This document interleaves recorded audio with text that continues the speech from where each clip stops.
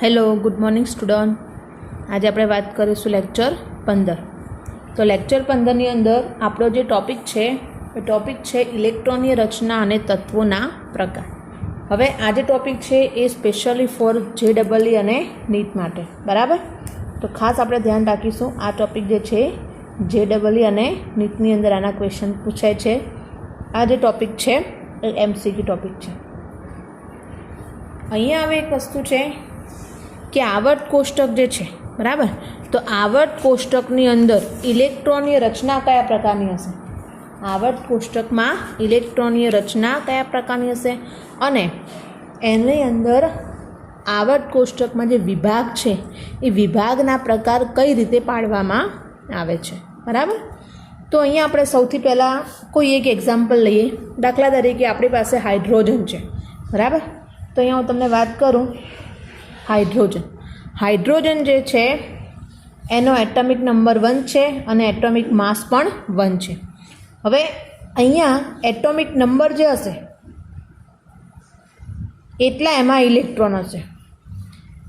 કોઈપણ તત્વમાં જે atomic number હશે, પરમાણુ ક્રમ હશે, એટોમિક નંબર એટલે પરમાણુ ક્રમ અથવા પરમાણુ ક્રમાંક, એટલા એ જે તત્વ છે એની અંદર ઇલેક્ટ્રોનની સંખ્યા.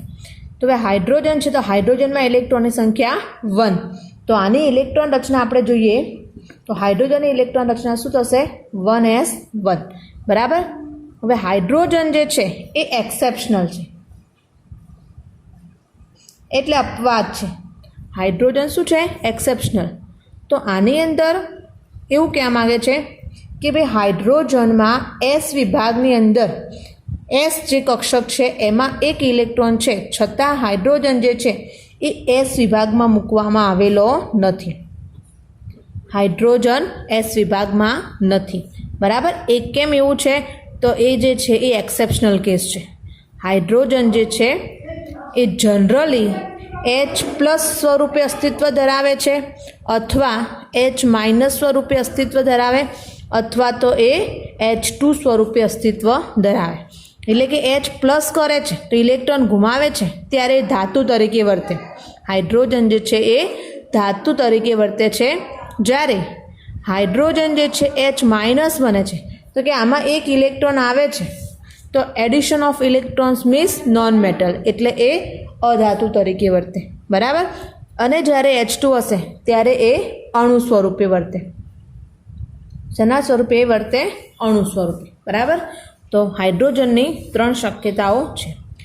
હવે દાખલા તરીકે આપણે વાત કરીએ કે 2He, બરાબર. હાઇડ્રોજન પછીનું જે એલિમેન્ટ છે હિલિયમ. તો હિલિયમની અંદર આપણે જોઈએ તો હિલિયમનો પરમાણુ ક્રમાંક કેટલો છે? 2. પરમાણુ ભાર છે એનો 4. તો હાઇડ્રોજન પછી જે હિલિયમ છે એ 1s2. હવે આમાં કઈ કક્ષક છે? S કક્ષક, બરાબર. S કક્ષક જે છે એની અંદર કેટલા ઇલેક્ટ્રોન છે? 2. હવે આમાં હિલિયમ જે છે એમાં ઉમેરાતો ઇલેક્ટ્રોન S વિભાગમાં જતો હોવાથી આ તત્વને S વિભાગમાં મૂકવામાં આવે છે, બરાબર. હવે અહીંયા આપણે વાત છે કે તત્વના પ્રકાર. તત્વના પ્રકારને ઇલેક્ટ્રોન રચનાને શું મતલબ છે? તો અહીંયા આપણે જોઈએ કે S વિભાગ. પહેલો આપણો આવર્ત કોષ્ટકમાં વિભાગ જે છે એ કયો છે? S વિભાગ, બરાબર. તો S વિભાગ જે છે એની અંદર છેલ્લો ભરાતો ઇલેક્ટ્રોન છે. છેલ્લો ભરાતો ઇલેક્ટ્રોન એ S કક્ષકમાં દાખલ થાય છે. છેલ્લો ભરાતો ઇલેક્ટ્રોન S કક્ષકમાં દાખલ થાય છે. That's why it is known as a S block element. Okay. હવે આની અંદર કેટલા વિભાગ છે? ધ્યાન રાખજો, આ બહુ ઇમ્પોર્ટન્ટ ટોપિક છે. તો આની અંદર વિભાગ જે છે એ S. હવે આમાં સમૂહ કેટલા છે? S વિભાગમાં કેટલા સમૂહ? તો સમૂહ 1 અને સમૂહ 2, બરાબર. કેટલા સમૂહ છે? 1 અને 2. હવે સમૂહ 1 જે છે એને આપણે કહીએ છીએ આલ્કલી, ધાતુનો સમૂહ. એને શું કહીએ છીએ? આલ્કલી, ધાતુનો સમૂહ. અને સમૂહ 2 જે છે એને આપણે કહીએ છીએ આલ્કલાઇન, ધાતુનો સમૂહ. શું કહીએ છીએ?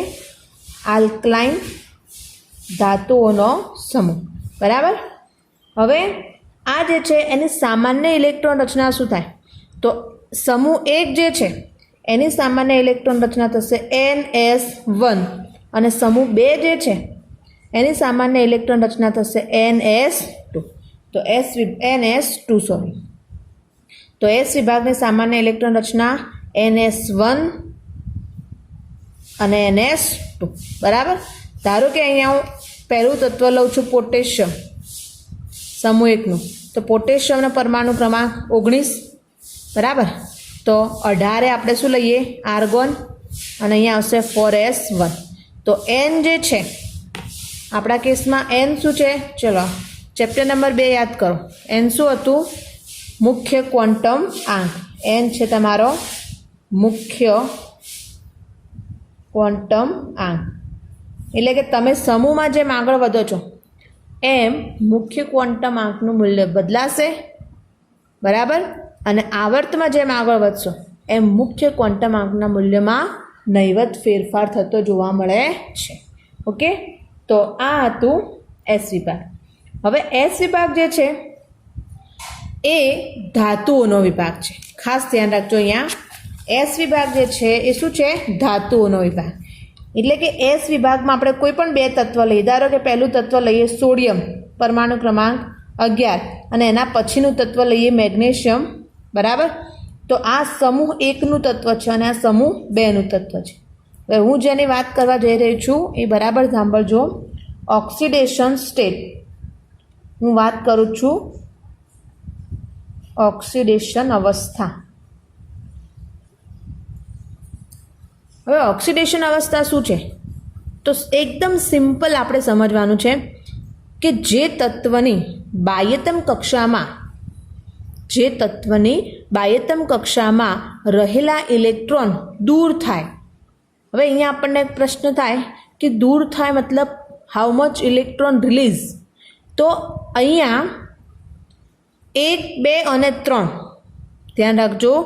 જે તત્વની બાહ્યતમ કક્ષામાં 1 ઇલેક્ટ્રોન હોય, 2 હોય યા તો 3 હોય, આટલી કન્ડિશન હોય તો જ ઇલેક્ટ્રોન દૂર થાય. અધરવાઇઝ બાહ્યતમ કક્ષામાં 5, 6 and 7 હશે. બરાબર. તો ઇલેક્ટ્રોન ઉમેરાય.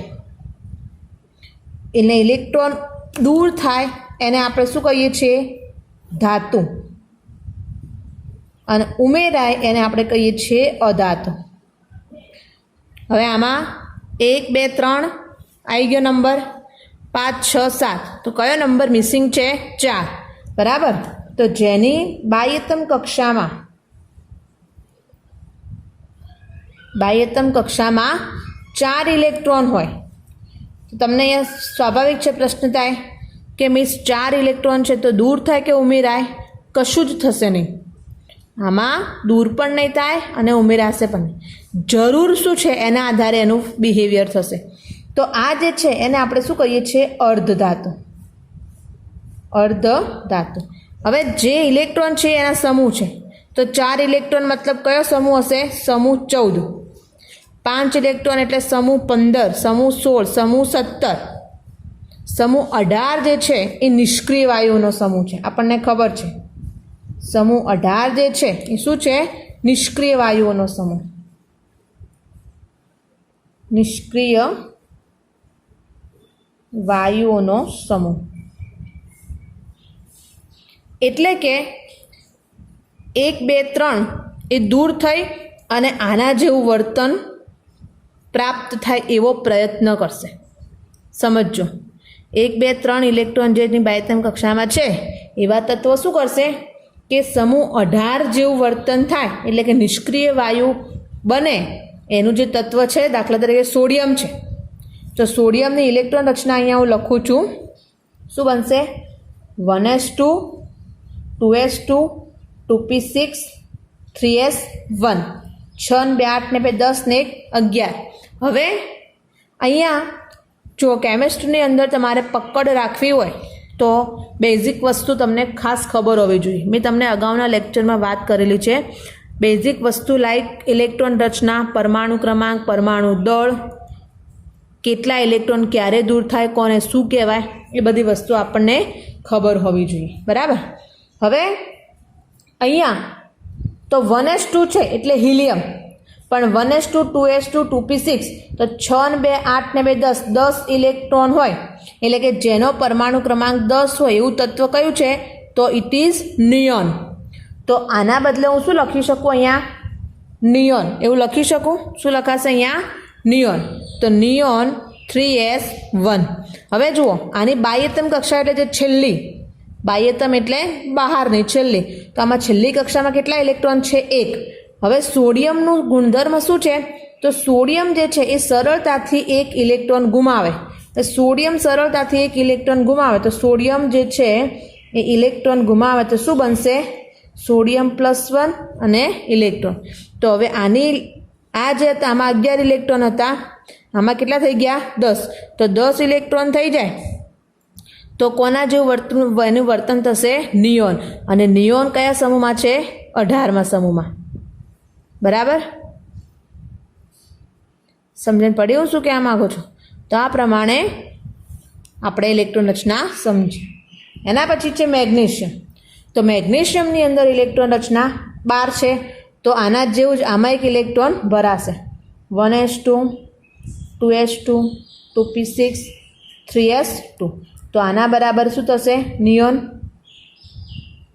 અને અહીંયા કેટલા ઇલેક્ટ્રોન છે? 2. તો મેગ્નેશિયમ જે છે કેટલા ઇલેક્ટ્રોન ગુમાવશે? Mg+2 અને 2 ઇલેક્ટ્રોન. તો આમાં ઇલેક્ટ્રોન પહેલાં કેટલા હતા? 12. 2 ગુમાવી ત્યાં 12માંથી 2 જતા કેટલા વધે? 10. 10 છે. બરાબર. 10 છે. તો આ 10 ઇલેક્ટ્રોન જે છે કોના જેવી વર્તન ધરાવશે? નિયોન જેવી. બરાબર. એટલે ઇન શોર્ટ આપણે એવું કહી શકીએ કે કોઈ પણ તત્વ છે એની બાહ્યતમ કક્ષામાં કેટલા ઇલેક્ટ્રોન છે એના આધારે એ ધાતુ, અધાતુ કે અર્ધધાતુ છે એમ નક્કી કરી શકાય. બરાબર. તો અહીંયા આપણે વાત કરી સમૂહ 1. તો સમૂહ 1ના તત્વ છે એની ઓક્સિડેશન અવસ્થા માત્ર કઈ હોઈ શકે? તો સમૂહ 1ના જે તત્વો છે એની ઓક્સિડેશન અવસ્થા +1 અને +2 જ હોઈ શકે. આનાથી વધારે હોઈ શકે નહીં. ઓક્સિડેશન અવસ્થા કેટલી હશે? +1 and +2. ઓકે. ચલો એના પછી આપણે વાત કરીએ તો S વિભાગ જે છે એના પછી આવશે ડી વિભાગ. એની બાજુમાં જ આવેલો છે ડી વિભાગ.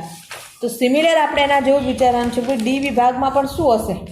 તો જે વસ્તુ આપણે એસ વિભાગમાં સમજ્યા એના જેવું જ આપણે સમજવાનું છે ડી વિભાગમાં.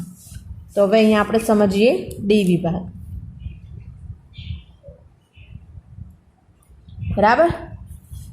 હવે ડી વિભાગ છે તો એને ડી વિભાગ એટલા માટે કહેવામાં આવે છે કે છેલ્લો ભરાતો ઇલેક્ટ્રોન જે છે, છેલ્લો ભરાતો ઇલેક્ટ્રોન ડી કક્ષકમાં દાખલ થાય. ક્યાં દાખલ થશે? ડી કક્ષકમાં. બરાબર. હવે આમાં સમૂહ કેટલા આવેલા છે? તો આપણે એસ વિભાગ જોયું. બરાબર. હવે અહીંયા હું તમને એક બીજી વસ્તુ કહી દઉં કે આપણું જે આવર્ત કોષ્ટક છે એ કંઈક આ પ્રકારનું છે.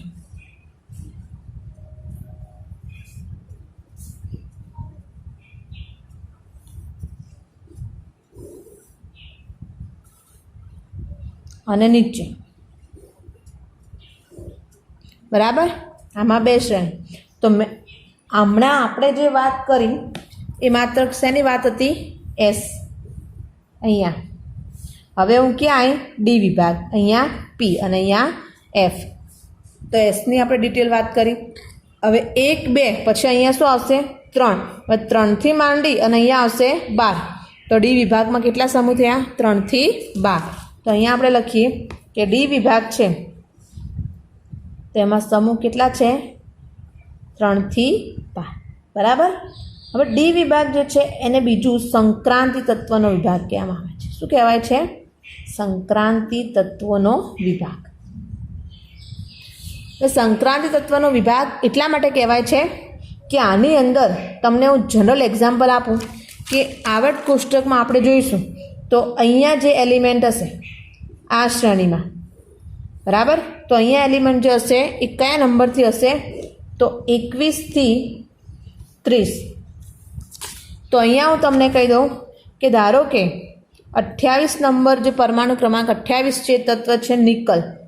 તો નિકલ જે છે એ બ્લુ રંગનું છે. કેવો કલર છે એનો? બ્લુ, એટલે કે વાદળી. હવે આ તત્વો જે છે એને સંક્રાંતિ તત્વો એટલા માટે કહેવામાં આવે છે કે એની અંદર ડીડી સંક્રાંતિ થઈ, બરાબર, અને કલર ઉત્પન્ન કરે છે. શું કરે છે? કલર ઉત્પન્ન કરે છે. દાખલા તરીકે તમને એક એક્ઝામ્પલ આપું, CuSO4. CuSO4 ને આપણે ગુજરાતીમાં એકદમ દેશી લેંગ્વેજમાં મોર થૂથું કહીએ. તો મોર થૂથું છે એ કેવો કલર છે? તો આ તમને આ દુપટ્ટાનો કલર દેખાય છે. તો મોર થૂથું છે આવા બ્લુ કલરનું છે. તો એ બ્લુ કલર કોને આભારી છે? તો કોપરને, બરાબર. એટલા માટે આને શું કહેવાય છે? સંક્રાંતિ તત્વનો વિભાગ. હવે આની અંદર ઇલેક્ટ્રોન રચના શું થશે? તો એની માટે સામાન્ય ઇલેક્ટ્રોન રચના હું લખું છું. સામાન્ય ઇલેક્ટ્રોન રચના. તો એની એવી થશે સામાન્ય electron Rachna n-1d, n-1d 1 to 10, n-1d 1 to 10, ns 1 to 2. હવે આ જે છે સામાન્ય ઇલેક્ટ્રોન રચના છે, બરાબર. હવે સામાન્ય ઇલેક્ટ્રોન રચના જે છે એને હું કોઈ તત્વ માટે અપ્લાય કરું. તો દાખલા તરીકે મેં તમને કહ્યું કે અહીંયા આપણી પાસે 28 નંબરનું તત્વ છે નિકલ.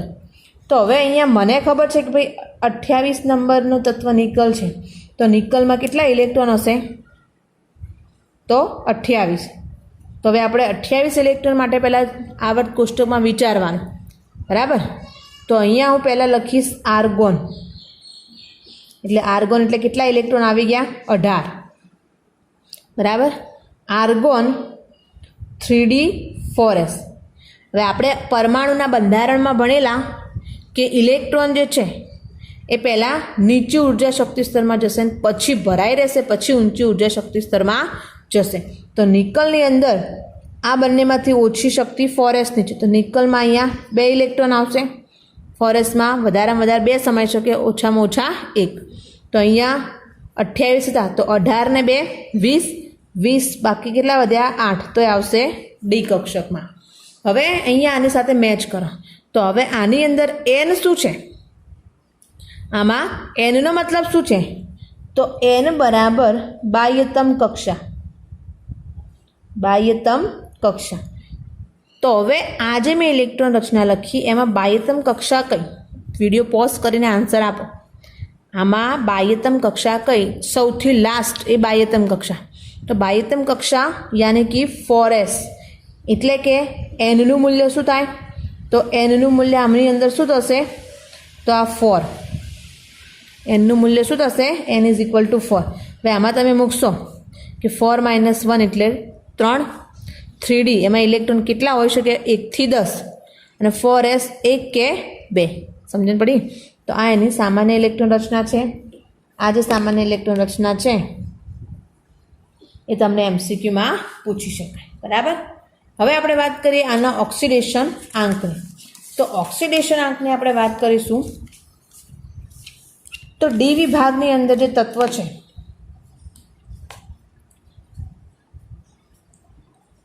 ઓક્સિડેશન આંક.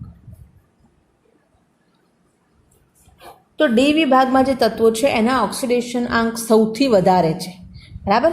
દાખલા તરીકે એમાં +1 બી હોય, +2, +3, +4, +5, +6 અને +7. મેક્ઝિમમ ઓક્સિડેશન આંક +7 સુધી હોઈ શકે. હવે તમને અહીંયા એટલો જ પ્રશ્ન પૂછાય સિમ્પલ MCQ માટે કે +7 ઓક્સિડેશન આંક હોય એવું તત્વ કયું છે, અથવા તો +6 ઓક્સિડેશન આંક હોય એવું તત્વ કયું? તો અહીંયા Mn જે છે, બરાબર, પરમાણુ ક્રમાંક એનો છે 25 અને નામ છે એનું મેંગેનીઝ. તો મેંગેનીઝ જે છે એનો ઓક્સિડેશન આંક મહત્તમ વધુમાં વધુ કેટલો છે? +7. અને બીજું છે ક્રોમિયમ, બરાબર. ક્રોમિયમ એ અપવાદ છે, પરમાણુ ક્રમાંક 24 છે નામ છે એનું ક્રોમિયમ અને આનો મહત્તમ ઓક્સિડેશનાંક છે +6. એટલે આ બે તમે ખાસ યાદ રાખજો. Mn છે +7, ક્રોમિયમ છે +6. હવે તમને હું એક્સ્ટ્રા નોલેજ માટે એક્ઝામ્પલ આપું કે અહીંયા દાખલા તરીકે આવું છે KMnO4. તો KMnO4માં Mn નો ઓક્સિડેશનાંક કેટલો થશે? +7. એવી રીતે અહીંયા આપણે એક્ઝામ્પલ લઈએ કે K2Cr2O7, બરાબર. તો આની અંદર આ ક્રોમિયમ છે એનો ઓક્સિડેશનાંક શું થશે? +6. તો આ જે છે એ મહત્તમ ઓક્સિડેશન આંક છે, બરાબર. ઓછા નહીં પૂછાય, મહત્તમ કયો છે તો આપણને ખબર હોવી જોઈએ, બરાબર. ચલો એના પછી આપણે લઈએ પી વિભાગ, બરાબર. તો આપણે જોઈએ પી વિભાગ.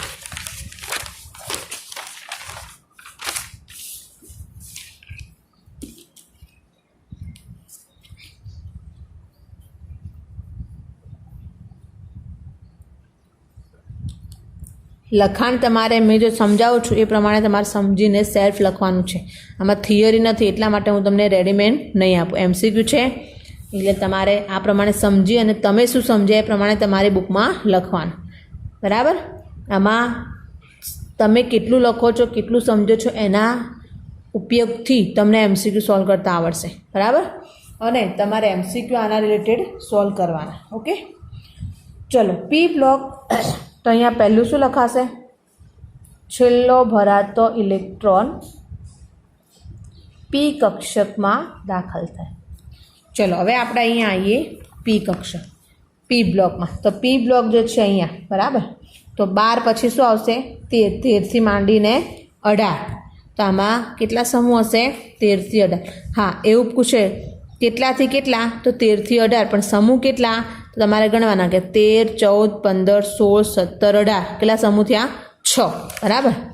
તો આમાં આપણે લખીશું કે સમૂહ 13 થી 18 અને ટોટલ કેટલા સમૂહ? 6 સમૂહ થાય, બરાબર. હવે આની અંદર કે સમૂહ 15 જે છે,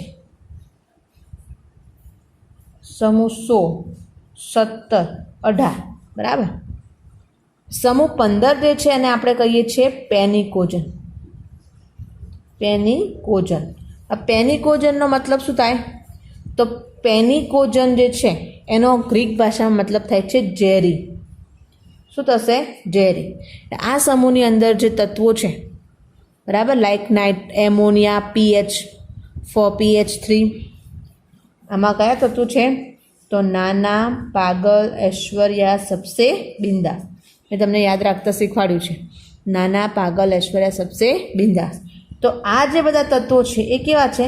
ઝેરી વાયુઓ છે, એટલે એનું નામ છે પેનિકોજન. સમૂહ 16 જે છે એનું નામ છે ચાલ્કોજન. સમૂહ 17 જે છે એનું નામ છે હેલોજન. જન એટલે ઉત્પન્ન કરવું. જન એટલે ઉત્પન્ન કરવું. અને સમૂહ 18 જે છે એનું નામ છે એરોજન. એર એટલે હવા, બરાબર. તો આ પ્રમાણે એનું નામકરણ કરેલું છે. હવે આની અંદર તો સમૂહ 15 અને 16 જે છે એને આપણે અધાતુના સમૂહ તરીકે ઓળખીએ છીએ. અધાતુનો સમૂહ, બરાબર. અને સમૂહ 13 જે છે એમાં દાખલા તરીકે સમૂહ 13માં કયા તત્વો આવશે? અગાઉ મેં તમને શીખવાડ્યું. તો બનાવો, આલુ, ગાજર, ઈનો, તેલ. તો આ જે છે બોરોન, એલ્યુમિનિયમ એ શું છે? ધાતુ, બરાબર. એટલે આમાં મિક્સ આવશે. અધાતુ બી હશે અને ધાતુ પણ હશે. એટલે એવું કહી શકાય કે તમે S વિભાગથી પી વિભાગ તરફ જશો એમ ધાતુનો ગુણધર્મ ઘટે અને અધાતુનો ગુણધર્મ વધે, બરાબર. હવે આમના આપણે ઓક્સિડેશન આંકની વાત કરીએ તો હવે આની અંદર આપણે ઓક્સિડેશન આંક કોઈ એક માટે ના લઈ શકીએ, આખા સમૂહની વાત કરવી પડે. એટલે જનરલી હું તમને કહી દઉં કે ભાઈ સમૂહ 15 છે એમાં ઓક્સિડેશન આંક -1 થી +5 સુધીનો છે. સમૂહ 15માં ઓક્સિડેશન આંક -1 થી +5 સુધીનો છે. બરાબર. એ પ્રમાણે સમૂહ 16માં 17માં 18માં. હવે 18 જે છે તો એનો ઓક્સિડેશન આંક ના હોય, ઓક્સિડેશન આંક હોઈ શકે નહીં. કેમ? કારણ કે આ જે છે નિષ્ક્રિય વાયુનો સમૂહ છે. બરાબર. તો ઓક્સિડેશન આંકની અંદર આપણે આ પ્રમાણે કહીશું. પર્ટિક્યુલર સમૂહ વાઇઝ ઓક્સિડેશન આંક જે છે એ આપણે ધોરણ 12ની અંદર આવે છે. પી વિભાગ આખું ચેપ્ટર જ છે, એમાં સ્ટડી કરીશું. હવે આપણે આની ઇલેક્ટ્રોન રચના જોઈએ. તો ઇલેક્ટ્રોન રચના શું થશે? તો NH2 NP6. બરાબર. ધારો કે અહીંયા આપણે નાઇટ્રોજનની ઇલેક્ટ્રોન રચના લઈએ તો અહીંયા લખો નાઇટ્રોજન 7 1s2 2s2 2p કેટલા આવશે? 4 અને 3. તો 4 ને 3 7. તો હવે આમાં ઇલેક્ટ્રોન રચના શું થઈ? તો સમૂહ 15 જે છે એની આ પ્રમાણે. તો સમૂહ 13ની અંદર બોરોનની લો, પરમાણુ ક્રમાંક 5 1s2 2s2 2p1. બરાબર. તો કોમન શું છે? 2s2. 13ની 2p1 અને 18ની લઈશ તો અહીંયા 18 માટે હું એક્ઝામ્પલ લઉં નિયોન. બરાબર. તો અહીંયા 1s2 2s2 2p6 6 2 8 ને 2 10. તો અહીંયા કોમન શું છે? 2s2. તો ઇલેક્ટ્રોન રચના NH2 થી NP6. બરાબર. તો આ પ્રમાણે સમૂહ અલગ અલગ આપણે જોઈએ પી વિભાગની અંદર. બરાબર. એના પછી લાસ્ટ અને ફાઇનલ છે આપણો એફ વિભાગ. બરાબર. તો એની આપણે વાત કરીએ કે એફ વિભાગ જે છે, એફ વિભાગની અંદર આપણે શું સમજીશું? તો અહીંયા આપણને આપેલો છે કે એફ વિભાગ જે છે તો એફ વિભાગમાં 2 પાર્ટ પડે છે. એક છે લેન્થેનોઇડ શ્રેણીના તત્વો અને એક્ટિનોઇડ શ્રેણીના તત્વો. બરાબર.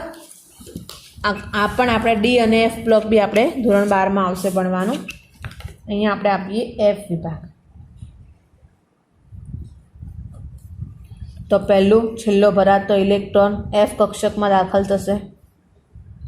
બરાબર. હવે આ જે છે એમને આંતર સંક્રાંતિ તત્વોનો વિભાગ કહે છે. બરાબર. હવે આમાં 2 શ્રેણી છે. મેં તમને કહ્યું કે 2 શ્રેણી છે. એમાં એકનું નામ છે લેન્થેનોઇડ શ્રેણી અને બીજીનું નામ છે એક્ટિનોઇડ શ્રેણી. બરાબર. અહીંયા પ્રશ્ન પૂછે કે એફ વિભાગમાં કેટલી શ્રેણી છે? તો લેન્થેનોઇડ અને એક્ટિનોઇડ. બરાબર. હવે અહીંયા એમ કીધું છે કે આ એક્ટિનોઇડ શ્રેણી જે છે એમાં બધા તત્વો જે છે એ રેડિયો એક્ટિવ છે. આમાં શું છે? All element are radioactive. બરાબર. રેડિયો એક્ટિવ એટલે પોતાનામાંથી આલ્ફા બીટા અને ગામા વિકિરણનું ઉત્સર્જન કરશે. હવે યુરેનિયમ પછીના જે તત્વો છે, અહીંયા એક આ ખાસ MCQ કે યુરેનિયમ પછીના તત્વોને એક નામ આપ્યું છે અનુયુરેનિયમ. યુરેનિયમ પછીના તત્વોને શું કહે છે? અનુયુરેનિયમ. બરાબર. અને ખાસ કન્ફ્યુઝન થાય એવું છે તો આની સામાન્ય ઇલેક્ટ્રોન રચના. બરાબર. થોડું ભાર આપજો. સહેલું હોય બહુ ના પૂછાય, થોડું કોમ્પ્લિકેશન હોય એવો જ ક્વેશ્ચન એક્ઝામમાં પૂછાતો હોય છે. બરાબર. તો આની જે સામાન્ય ઇલેક્ટ્રોન રચના છે એ કંઈક આ રીતની છે. N-2F. પહેલામાં શું હતું? N-1. આમાં N-2F. હવે એફમાં કેટલા ઇલેક્ટ્રોન છે? તો 1 to 14. એફ કક્ષકમાં વધારેમાં વધારે 14 રહી શકે, ઓછામાં ઓછો 1. હવે ફરી એફ કક્ષક પછી N-1D. ડીમાં અહીંયા રહી શકે 0 થી 10 અને NS2. આ એની સામાન્ય ઇલેક્ટ્રોન રચના. હવે આગળ મેં તમને કહ્યું હતું કે N, what is meaning of N? તો N is the outer shell orbiter. N મતલબ બાહ્યતમ કક્ષા. બરાબર. તો હવે આમાં બાહ્યતમ કક્ષા જે છે એ બાહ્યતમ કક્ષા શું હશે? તો અહીંયા છેલ્લું જે છે આપણે કોઈ એક એક્ઝામ્પલ લઈને તમારે પ્રમાણ લેવાનું. બરાબર. બાહ્યતમ કક્ષા જે છે એ 6 હશે. એનનું મૂલ્ય શું હશે? 6. તો 6માંથી 2 જાય તો 4, તો અહીંયા આવે 4f 1 to 14. 6માંથી 1 જાય તો 5, તો અહીંયા 5d 0 થી 10 અને અહીંયા 6s2. તો કોઈ પણની તમારે કોઈ બી એલિમેન્ટ હોય ની ઇલેક્ટ્રોન રચના લખવી હોય તો આ પ્રમાણે તમારે લખવાનું. અહીંયા કયો એટોમિક નંબર છે, પરમાણુ ક્રમાંક શું છે, એના આધારે તમારે એડજસ્ટ કરવાનું. ઓકે, તો આ આપણી વાત હતી તત્વોના પ્રકાર અને એની ઇલેક્ટ્રોન રચના. બરાબર. તો કુલ 4 વિભાગ છે. 4 વિભાગની અંદર આઇસોલેશન કરવાનું તમારે કયા વિભાગમાં શું છે. બરાબર. આ જે ચેપ્ટર છે એ ચેપ્ટરને આપણે ઇગ્નોર કરવાનું નથી. કેમ? કારણ કે નીટ એક્ઝામમાં જે ઇનઓર્ગેનિક પૂછાય છે, બરાબર, આ એનું બેઝિક છે. તો ઇનઓર્ગેનિકમાં પહેલું ફર્સ્ટ ક્વેશ્ચન તમારે S, P, D અને F આ 4 બ્લોકમાંથી મેક્ઝિમમ તમારે 3 થી 4 ક્વેશ્ચન હશે અને એક પર્ટિક્યુલર ના હોય, એકબીજામાંથી કમ્બાઈન કરીને પૂછે છે. બરાબર. એટલા માટે તમારે આને બરાબર સમજીને તૈયાર કરવાના. ઓકે. આમાં એક મોટો ફાયદો એ છે કે આમાં જુઓ, આમાં 2 શ્રેણી છે તો ધેટ્સ ફાઇનલ. 2 જ શ્રેણી છે, એમાં કોઈ ત્રીજી વસ્તુ એડ થશે નહીં કે તમારે આમાં કશું સમજવા જેવું પણ નથી. ખાલી યાદ રાખવાનું છે કે ભાઈ F વિભાગમાં 2 શ્રેણી, પહેલાંને સંક્રાંતિ કહે છે અને આંતર સંક્રાંતિ. બરાબર. તો આ પ્રમાણે તમારે તૈયાર કરવાના. આને ધ્યાનમાં રાખી, બરાબર, અને ફોનિક્સ બુક જે છે નીટ માટેની એક ટેક્સ્ટ બુક જે છે, બરાબર, આ ફોનિક્સ જે ટેક્સ્ટ બુક છે એમાંથી તમારે આના MCQ સોલ્વ કરવાના રહેશે. બરાબર. તો આ પ્રમાણે આપણે આ કામ કરીશું. ઓકે. આ મેં જે લખ્યું છે એ પ્રમાણે તમારે લખવાનું અને રેફરન્સ તરીકે ટેક્સ્ટ બુકમાંથી રિફર કરવાનું. ઓકે. Thank you.